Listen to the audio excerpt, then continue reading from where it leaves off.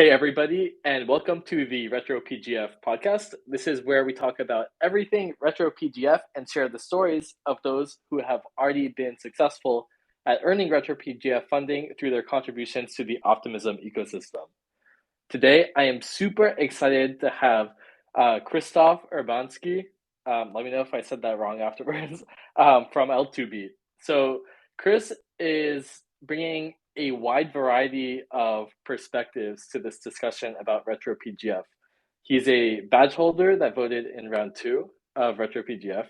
He's also an elected member of Optimism's Builders Grants Council. He's been a dedicated delegate for as long as I've been involved with Optimism. And in addition to all of these things, he works on governance at L2BEAT. So has a wide perspective of layer 2 governance. So welcome to the podcast, Chris. Did I do that intro okay? Did I miss anything? It was perfect. Thank you very much, and it's a pleasure to be here. Awesome. Yeah, so I'm really excited to have you on the podcast because obviously we've worked together at least side by side in Optimism governance for a while, but we've never had the chance to have kind of a deeper conversation one-on-one. So this podcast for me at least is a great excuse to actually have that conversation with you. Yeah, definitely. So I'm curious, just starting out, maybe if you could tell us a little bit of background on you. How did you first get into crypto? When was it? And do you remember the story of how you were introduced? Yeah, so I've been interested in crypto for some time, like from the early Bitcoin days, because my friend was doing crazy experiments on Bitcoin network. He was creating one of the first Oracle networks on Bitcoin, way before Ethereum was even started. However, at the beginning, like I was curious, but I was doing different stuff back then. I had different interests, so I wasn't very deep into it. And actually, the first time I was really like caught up by crypto was the DAO. Like I remember learning about the DAO just after it started, and like not long before it failed miserably. But I exactly remember the event in Google Workspace in Warsaw. There was this crypto event, and somebody was talking about the DAO and the different possibilities that are coming with it, like how DAOs can be created on Ethereum, and what things can be done with it.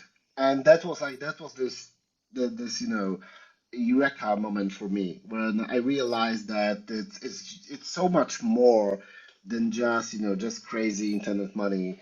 It's super powerful, and we can do a lot of things about it. So that's when I actually got interested, and I started being involved in um, different groups working on different stuff.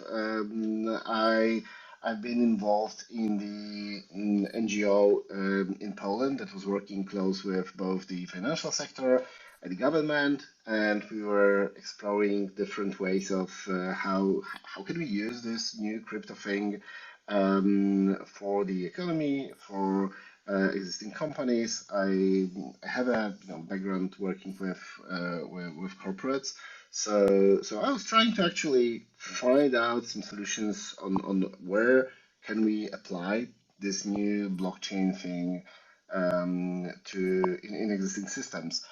Yeah, like that's how it started for me. But actually, like my whole background starts even earlier because I've been very involved in the free software movement in the late 90s, early 2000s. So free software and open culture. This is my background. I was involved with many Linux communities, Internet Society, different public goods movements. In this So space, did you start out as a developer then, not working on these things?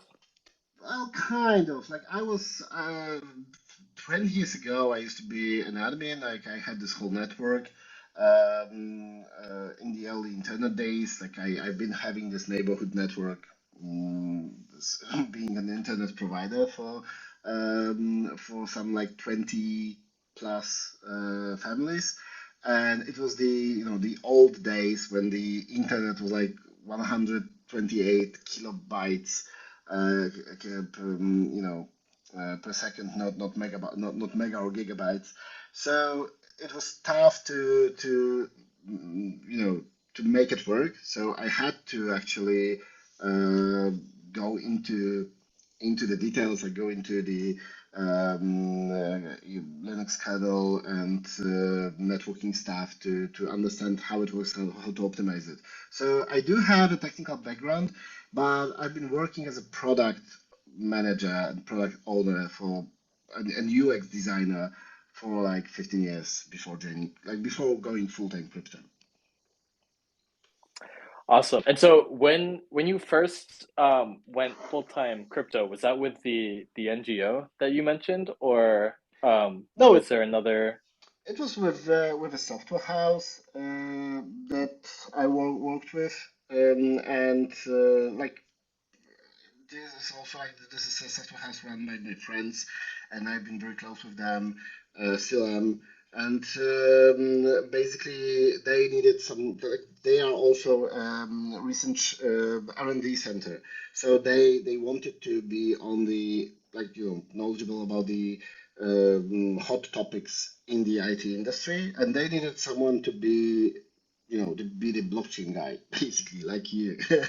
So I was the blockchain guy for this software house, and on their behalf, I was working in those NGOs that were doing stuff around crypto with the government. We passed a very interesting bill in Poland that basically the interesting thing is that in Poland, uh, it like there is a possibility to have a fully on-chain um, limited joint stock company. So with shares on chain, and actually like actual shares, not a representation of shares, but actual shares on chain. It's a long topic. I don't want to go into that, but these were the things that I was doing. Wow. Are there actually companies that have those shares on chain now? Sorry if you don't want to go into it, but Not really, because like as usually there are some there is some silver lining, and the current state of affairs is that it is possible, but our government is not that interested into making it easy, and even though it is possible to put shares on chain, the only the only company like there needs to be a third party that is responsible for doing that, kind of you can imagine like kind of a circle kind of a company that is responsible for this on-chain registry. And the only companies that can be those third parties right now are those highly regulated, stock managers um, and stockbrokers. And they're not that interested right now, but we are still working on it. Actually, currently we are working with the kind of like a Polish SEC to allow for a special market for those on-chain shares. So I believe that it will happen like in coming years, but probably not this year, maybe not next year, but soon it will happen. gotcha.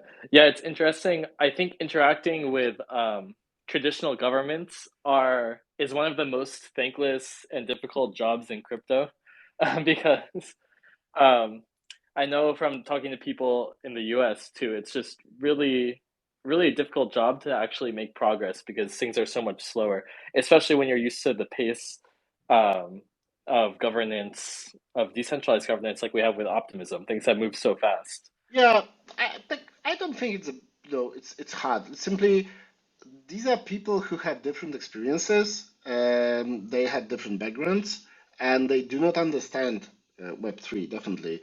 On the other hand, we do not understand the traditional legal systems and their, you know, the things that they are afraid of. So it's important to have this discussion. It's important to exchange experiences and exchange, knowledge. And the good thing is it's happening. In my opinion, it's inevitable that it will be adopted. So, we just have to continue doing this. So true. So true.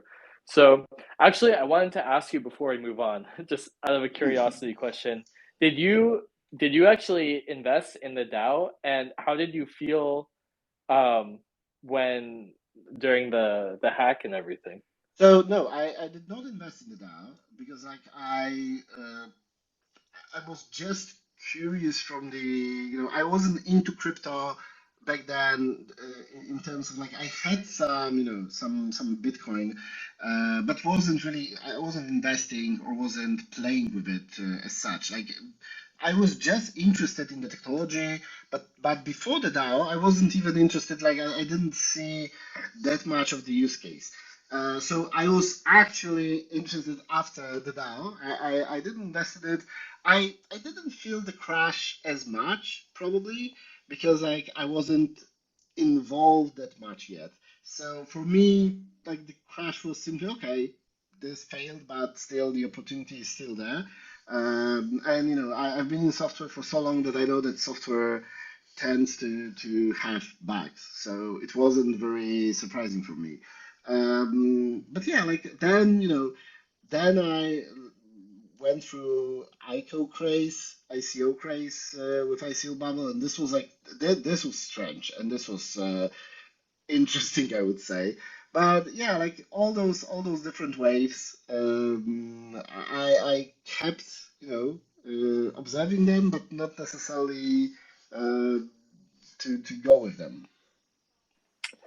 So that kind of brings us to another question is, so when did you first actually start getting involved with L2BEAT? When did you become aware of them, and how did that story unfold? So I knew the founders from way before they founded L2BEAT. So I knew them from the old Maker days, and like some of them were actually, you know, they were showing me this whole crypto world. So I knew Jacek from quite the old days. I knew Chris for some time, and Bartek and Piotr. But and I was really a fan of their project when they started it, but like wasn't really, I wasn't even thinking about joining L2Beat at the very beginning. But then at the, I think it was in during DEF CON in Bogota, Chris approached me and said that hey, like there is this thing called governance, and I already knew about governance. I've been interested in DAOs in general and in governance in particular for some time already. And they said like, hey, we have this, we are those delegates, we have this responsibility, but we need someone to simply manage it. We know it's important, and we don't want to do it, just part time. So they asked me to join them to handle the governance, and I was super excited about it. Like that was something that I was really, really interested in. So yeah, I wasn't thinking too much. I just, I just jumped the ship. That's awesome. And that was the DevCon that just happened last October, Yep, about a year ago. yep. Awesome. So I know you're super involved in Optimism governance, and we'll get into that. But what kinds of roles do you have in governance and other L2s in the ecosystem? Well, basically, as L2Bit, we are quite well known in this ecosystem. So especially in the L2's ecosystem, when there is this delegation period, people tend to delegate to us because they know us and they trust us. So we are big delegates in Optimism. We are big delegates in Arbitrum. We are delegates in Hop. Currently also in Uniswap. We are speaking with all the other ecosystems that are going to have the governance, and we see our role. as being Ethereum ecosystem stewards. Like we feel that like our mission is to look over those ecosystems to make sure that they stay Ethereum aligned and that there is a voice of Ethereum ecosystem users and builders and other actors represented in those ecosystems. So that's how we see our role there, and we it's nice to be big delegate. It's nice to have voting power, but like we see our role rather not necessarily in just voting, but rather in structuring the discussion and making governance work better. So that's our job, let's say. Awesome. Yeah, I mean, I can definitely attest that out of all of the most active delegates, I'm pretty sure that you ask the most pointed questions, like the most critical, important questions during any discussion. So Thank you, um, thank you. that is definitely something that when I think of you, you're always asking the good questions. So that definitely matches the L2BEAT goal, I'd say. And like I have this saying which I keep repeating that I honestly believe that governance is the most important thing we are trying to solve in Web3. And it's like my personal, it's not out to beat stance, it's my personal stance. But I honestly believe that governance it's basically the most important thing we are trying to figure out. And we need to figure it out in order for this whole movement and this whole ecosystem to survive. Like I've seen it before in free software, and free software is very much like our crypto movement. Although back then, what we didn't have is we didn't have good tools to coordinate people and to make decisions, and we didn't have sustainable ways for funding those ecosystems and funding public goods. And that's something that we are trying to solve right now in Web3, and I'm super excited trying to experiment with that. Yeah, I mean, so that's one of like the most amazing things, and that's why this podcast is called the Retro PGF podcast to talk about Optimism's iteration of retroactive public goods funding. So this is one thing that I'm curious to hear your perspective on. Um, First of all, how would you define what retroactive public goods funding is? Because it's kind of a lengthy title, and there are like the official definitions and everything. But when you think of retroactive public goods funding, what do you think? So for me, it's an experiment looking for sustainable public goods funding models. So uh, to find a way to fund those things that are necessary for this whole ecosystem to survive, and I mean by ecosystem, I mean the whole blockchain ecosystem to survive, uh, and we weren't able to really solve it before. In traditional world, we have taxes, so and that's how we fund public goods. Like that's how we fund roads. That's how we fund, at least in some more civilized countries. That's how we fund healthcare, education, and stuff like that. We and we can do it in traditional world because we have those boundaries, those national nation states boundaries where we can collect taxes. In digital world, it's different. It's much maybe not harder, but it's simply different. It's probably more difficult to we need to figure out how to do it properly. And it seems, with the internet, we we have no ways on enforcing tax on the internet because like of the by the nature of it. And there are so many companies making tons of money on the internet as a protocol, as a as an infrastructure. Yet we don't, and the internet runs on open source. This is something that we've won, and it wasn't that obvious in the late 90s it will be like that. But right now, it's obvious that the internet runs on open source and free software. However, the only ways of funding this free software work is simply by convincing some companies to spare resources to do this. So for many years, the only working model for funding public goods was to simply find some company that can use those public goods and that has interest in actually developing those public goods. And it works like this. It's not that a bad model because it works. Like there is a reason why open source won instead of proprietary software. However, we can do better, and especially in terms of funding other stuff, not necessarily the most crucial infrastructure stuff, but like all of the other things, like culture, let's say, or services. That we need to find other models for it, and I think blockchain is the and Ethereum in general, like the whole Ethereum ecosystem in general. This is a great you know great place where we can experiment with that. And Optimism is the most, inspiring experiment there I've seen. There are others, of course, but the Optimism is probably one of the most inspiring ones. I'm so happy that you kind of put this, that you mentioned taxes, because when you look at it, that's really, I think, the best connection to traditional governments, right? For RetroPGF, traditional governments, they have taxes, and then the government itself can provide the infrastructure.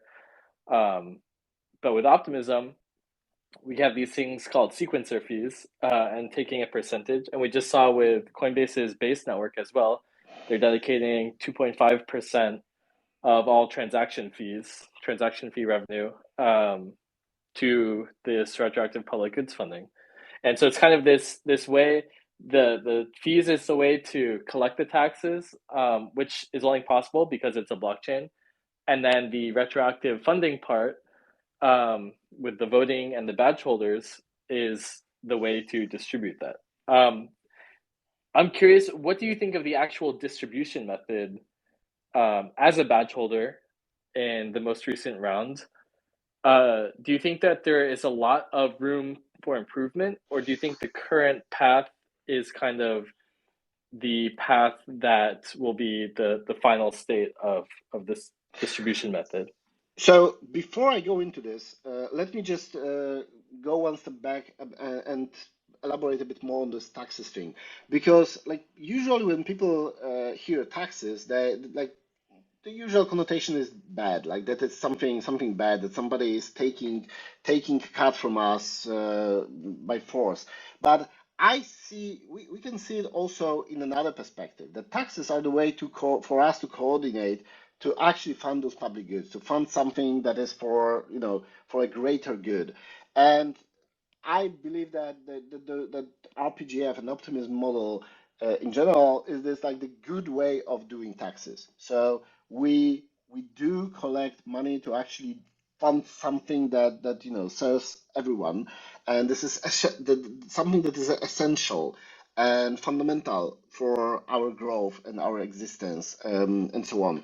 So, and having said that, um, like I I liked RPGF2 experiment because in this experiment there were like around 70 batch holders, and we had to coordinate to distribute those huge, enormous funds. I remember back then it was like 10 million OP, which at those prices was like $25 million, and everybody, like I felt it during the calls, that everybody knew and understood the responsibility that we had, that was put on us, that we are actually changing people's lives by distributing those funds. We are you know doing we are putting so much impact by simply putting numbers in this spreadsheet. And so because of that, we did our research and we coordinated with this research. We shared our observations. We shared what projects did we found valuable. We tried to do our best to make the best decision, we could. But I have to say that we need definitely more experimentation in that. In general, like this model, unfortunately, is, in my opinion, not sustainable long term. Because like there will be more projects, there will be more batch holders, and the coordination will be harder. But we will not learn if we want to try. So I hope that with next seasons and next RPGF runs, we will simply know better how to do it. I don't think that anybody knows how to do it properly. There are no good and bad answers right now. We don't know, and we have to experiment in order to learn. And that's the biggest value right now from the RPGF. Not even the actual OP that we are distributing. I think that the biggest value is those lessons that we learn right now, and all the things that we are learning in the meantime. It's interesting you mentioned about the scalability of this because I have a strong suspicion that we're going to see an order of magnitude more nominations um, in this upcoming round of Retro PGF. Just because I think Retro PGF one was useful, but it was a private round. It was much quieter, Yep. and I don't think it really had the reach that round two had. And so I'm curious, do you feel the same way about that, or? Yeah, definitely. And I absolutely believe that there should be much more projects in this coming round. And it's our job to get those projects. So I would really love to see Optimism as this that place for public goods projects to come to. Not just Web3 public goods, like all kinds of public goods. So this is the place where you seek for funding, where you make your projects grow in many different ways. And so in order, like, if it's going to happen, then we have to look for thousands, not even hundreds, but thousands of projects. And you know, all of them deserve probably some kind of attention, some kind of laugh. And I don't know how to do it, and nobody knows, in my opinion. We will have to. I believe that we'll have to figure out structures. So, RPGF is the domain of Citizens House, and in Citizens House, it's like a right now it's like a village. It used to be 70 citizens. Now it will be like less than 300, and it's still manageable. In this group, we can still manage ourselves. Maybe divide into groups, into working groups, somehow split the work between ourselves. But in the future, I believe we'll develop structures as it's happening in the real world. Like we will have to take this lesson to our Web3 world as well, and we'll develop structures, we'll develop processes. I'm super excited to see it happen. I don't know how it will look like, but I'm absolutely sure it will be exciting. One of the exciting things is that I don't think we'll have to wait too long to see things progress because things have moved fast in the last year um, since you started at L2BEAT, and I'm sure things will continue to move fast Yeah, going forward. yeah, definitely. Uh, so jumping back to L2BEAT a little bit, so L2BEAT was actually the number two overall funded project um, in Retro PGF Round 2, just behind Protocol Guild. Why do you think it is that L2Beat resonated so much with the badge holders? To be honest, like I don't think I have any good answer. Like I can guess. Like we are super happy about it, and we were kind of surprised. Like we were counting on on receiving some substantial amount in our PGF, but we haven't dreamt of being second. Um, like if I were to look for reasons, probably first of all, I would like I believe we are doing good job simply. So and I know it's maybe not not too humble, but I really think that we put all of ourselves into actually doing good job in L2 ecosystem. We we really put enormous effort to make sure that we are independent, that we are credibly neutral, that what we do uh, actually matters, and that we do not favor anyone, that we do not hide anything, or that we do not cheat in any way. And I think that people appreciate it. In this in our space, there is a need for a company like L2BEAT that actually tries to be fair and to be honest with where we are at. That we aren't ready for for the mainstream usage before we actually solve this and this issue, and that we are open about exposing those issues and actually discussing with teams what do we think that they should progress on. And I see it at conferences that people like it simply. People like what we are doing, and it shows during RPGF or during GitCon runs. And I, I would like to use this occasion to say huge thank you to the community, because like that drives us. That's what keeps us going, and we are fully dependent on those donations, grants, and support. So we see by things like that, by GitCon runs or by RPGF, we see that what we are doing is people like it, and it helps people, and that gives us, enough energy to do more of it and to double down on this. So yeah, like this was a super important thing for us as L2Beat as well. That's amazing. I just want to add to the thank you from the community. A quick story is that the the way that I actually got involved in Optimism was at the L2Beat event in Amsterdam last year at DevConnect. That's when, I mean, I knew what L2s were, and I had actually done a little bit of looking at Optimism before, but I actually met the Optimism team there and got a chance to talk to some of them, um, and really liked the things they had to say. And so when I got home, I got a lot more involved. I applied to be a delegate, and that was really the story of how I started at Optimism. And that was facilitated by L2Beat. So thank you from me to you guys for that.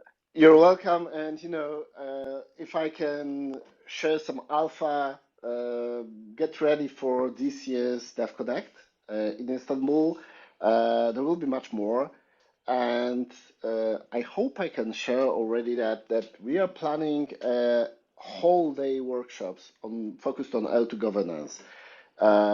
I hope to bring all different teams and all different governance members from different teams to simply exchange ideas and to discuss challenges and things that we have to face in governance, and how are we solving different issues in different ecosystems. So I'm already super excited, and I hope to see you too in Istanbul, because it is like it's going to be fun. I was probably going to go. I was a little bit on the fence, but now that you say that, I'm there. De- I'll be there for sure. Definitely, Um, definitely. Awesome. So jumping back a little bit, so you mentioned L2Beat is really dependent as a public good on these Gitcoin rounds and the retroactive public goods funding. What did you actually do with the funds that you received from the most recent retroactive public goods round? So we we didn't do anything with it yet, to be honest. So and like we mentioned Gitcoin, we mentioned RPGF, but I have to also mention the support from Ethereum Foundation, which is basically crucial for us, and we are very thankful for it. So this allows us to function and to function as a public goods company that doesn't have to look for ways of monetizing what we are doing, but simply providing the best value to the community and hope to get funding in return. But yeah, like in terms of RPGF, we are still keeping it in treasury. We probably, we will use it when we need it. We but we use our funds, cautiously, so we don't we try to not overspend. We grew our team with caution, and we basically look twice for every dollar we spend. So I think there's an interesting question about L2BEAT receiving funds from Optimism. L2BEAT, one of its big strengths is that it's this impartial organization, right? On your website, you have this very objective criteria that grades different L2 networks. How do you view and how do you manage the um, the manage to remain impartial when you might actually be receiving funds from a specific network through the retroactive public goods funding?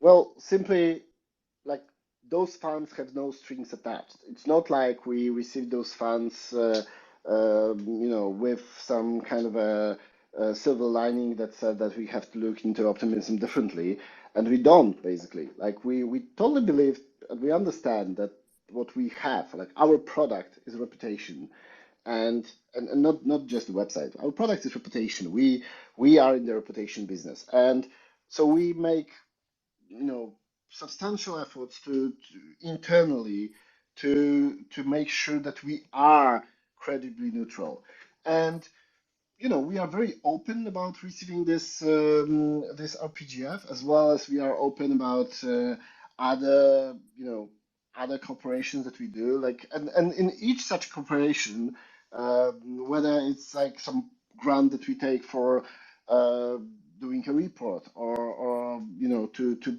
build something, we always one thing that we start with is that we are independent in what we are doing. So you know, the if we were like if it was that we had to if we were to assess optimism differently to receive RPGF, we wouldn't take it. It's simple as that. Like, even if this is this enormous funds for us and super important, it would make no sense to simply do something against our values and against our mission. And actually, on the L2BEAT website, if you go into governance tab at the top, you can see that we are very open about this mission and these values that we are driven by, and we stand by them basically. So, it's not about funds. We are not doing this for funding. We are doing this to push this industry forward and to make sure that we are actually building the new financial system infrastructure. So, the goal is much bigger than any RPGF round or Gitcoin round or any grant that you can have. So that's it. Like, I would say that even it's not very hard for us, although we do put enormous effort to make sure that we stay credibly neutral. But it's not even very hard for us because we make sure that in our team everybody is really aligned with those values and is driven by those values. I think it's a great answer. And I think, I mean, thinking about the like what you said about L2Beat's product is neutrality and integrity, right? And so the moment that the ecosystem broadly starts to view L2Beat as some biased political actor, the value of L2Beat goes down dramatically, um, and then sequentially the value of funding that you would receive from future rounds of RetroPGF would probably go down as well. So even by favoring optimism, you would probably do worse financially as an organization because of that. Because Yeah, I think the reason that most of the badge holders are not just optimism focused. Most of them are ecosystem um, wide as well. And so I think that might be another reason that L2B really resonated. yeah, and it's really not just about receiving any funding. If we if we compromise on those values, if we actually did something stupid and assess somebody, and to be honest, it would be even hard because like the things that we assess are based on facts. Like we look into the code and either something works or not. So it's not really something that we can debate on or be, or cheat somehow. Either there is something in the code or there isn't. If there isn't, that we put on our website that there isn't, and that's it. So and but anyway, like it would be uh, totally irrational for us to do something like that. Not just because we would lose probably some future funding, but basically we really believe that what we are doing provides value to the ecosystem, and we live in this ecosystem. Like we we put our future into Ethereum, Ethereum centered blockchain world, and if we do anything to harm this future, then we are doing something against our own best interests. So in our own best interest is for L2BEAT to remain credibly neutral and to remain impartial and to remain honest. That's it. Amazing. So speaking of the ecosystem, um, obviously at L2B, you have one of the broadest views of the L2 ecosystem. What are the things that you're most excited about for the L2 ecosystem broadly, um, and for L2B? So from my personal perspective, something that I am most excited about is how are we going to go into this mature phase. And I believe it's like it already started. I've been speaking about this for some time already, but with the base announcement last week, this huge announcement that base is entering Optimism governance. I believe that this is the first step into this mature world where this infrastructure that we've been building for so many years is actually starting being used by serious companies and for this is becoming real. And I'm personally super excited to see how it's going to evolve. How are we going to figure out how to work with those companies, how to work in this new environment where we are not just a bunch of you know nerds fascinated about technology, but we are actually going mainstream finally. And this will be super challenging. I'm super excited, but also worried about it. I'm not sure that we are ready. That's why I'm saying that this governance thing is the most important thing we have to figure out. Because if we don't figure out how to make decisions together, we'll struggle to sustain ourselves in the future. Because those companies, they exactly know how to lobby or how to make their decisions, be pushed. I've seen it working. I've seen it in action. I've been working with those huge companies, lobbying in governments, in other companies, and it's a tough game that we need to learn how to play. But I'm super optimistic about it. Like at least this time, we are prepared. We do have tools, we do have energy, we do have people passionate about it. So, we'll see it happen. And I think one of the beautiful things is that there are a lot of different experiments going on at the same time, right? So it's not like if optimism doesn't succeed that we're toast because there are multiple experiments. Yeah, of course. But speaking about optimism, what are some things about optimism, governance, and RetroPGF that you're excited about for the future? Well, I'm super excited about like the future governance that we are currently exploring, and we'll be going. We will need to go into more decentralization in terms of decision making, and right, like up until now, we've been in this situation where Optimism Foundation was basically handling most of our issues, and we could, be a bit um, less involved, or we could, be less cautious because we knew that if something goes wrong, then Optimism Foundation will fix it, and they will somehow manage it, and they will find solutions.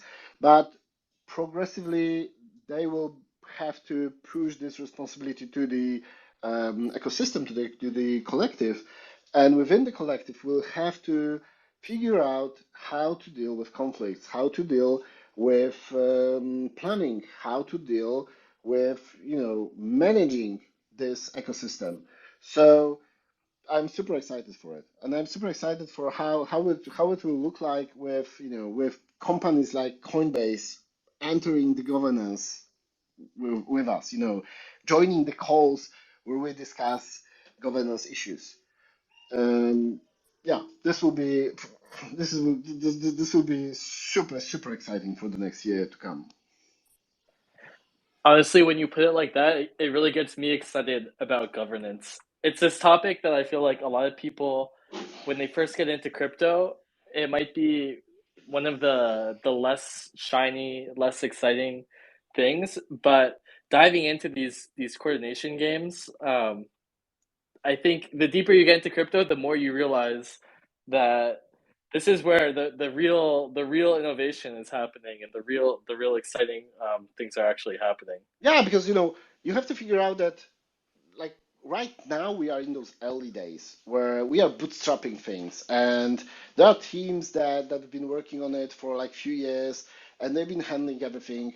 But how will it look like in 10 years from now, like when most of the people that are active right now, they will be retired or they will change focus, and we have to somehow figure out how to make this bigger than ourselves, how to you know who is going to develop new optimism protocol updates 10 years from now.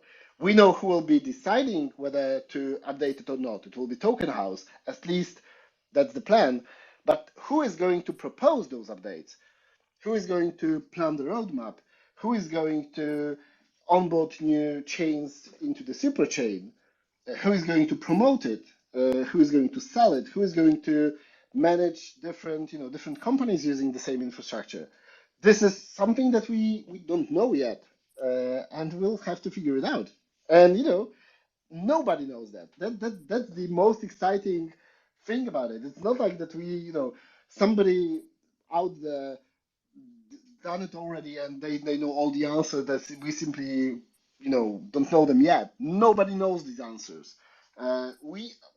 I think that in governance we are experimenting with politics, but in the good way, like in politics in terms of like coordination for getting something done on a scale, and nobody knows how to do it.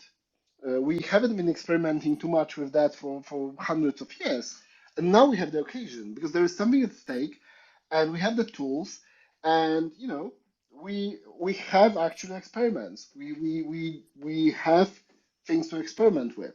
So I absolutely expect a lot of new things built on top of what we are doing right now in the next years. And I'm super excited. If I could see what is the world in crypto going to look like 10 years from now, I can't wait to see it. What a beautiful way to end the podcast. I'm right there with you. We're in this together, and there's so many exciting things happening. Um, it'll be awesome to see. Yeah. So And if I can thank you, have Chris. a Go final ahead. word, Yeah, so please. the very important thing is that there is no one that can do it for us. So yeah, we're both in it, and we have to do it because there's nobody else that will do it for us. Literally, it's our job to figure this out.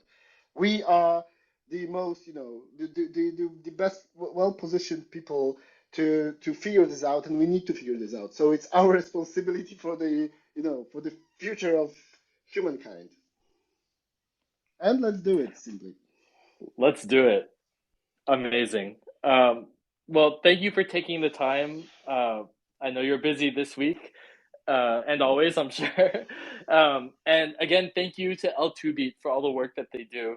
To anybody listening, L2B, I'm sure will be in the next round of RetroPGF if you're a badge holder, and also they're delegates, so you could delegate your tokens on Optimism or any ecosystem.